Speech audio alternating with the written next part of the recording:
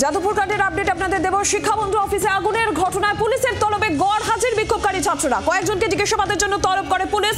বেশিরভাগই নোটিশের কোনো জবাব দেয়নি। ফের নোটিশ পাঠানো হয়েছে বলে সূত্র মারফত যে খবর পাওয়া যাচ্ছে।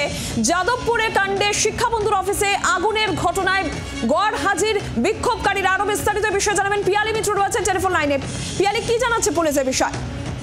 দেখো, আমাদের সূত্রের খবর, তুমি জানো 1 মার্চে যাদবপুর বিশ্ববিদ্যালয়তে যে অশান্তির ঘটনা ঘটেছে, তারপরে শিক্ষাবন্ধুর যে অফিস রয়েছে সেখানে অগ্নিসংযোগের ঘটনা ঘটে।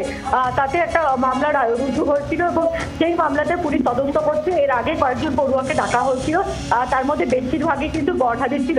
ফলে পুলিশের তরফ থেকে আবার নোটিশ পাঠিয়ে তাদেরকে তলব করা হয়েছে বলে সূত্রের খবর। ইতিমধ্যেই তুমি জানো যে কয়েকজন পড়ুয়া তারা পুলিশের তরফ থেকে যে মামলা করা হয়েছে তার বিরুদ্ধে কলকাতা হাইকোর্টের দ্বারস্থ হয়েছে, একটা রিট তারা করেছে এবং সেই বিষয়ে আজকে শুনানি হয়েছে।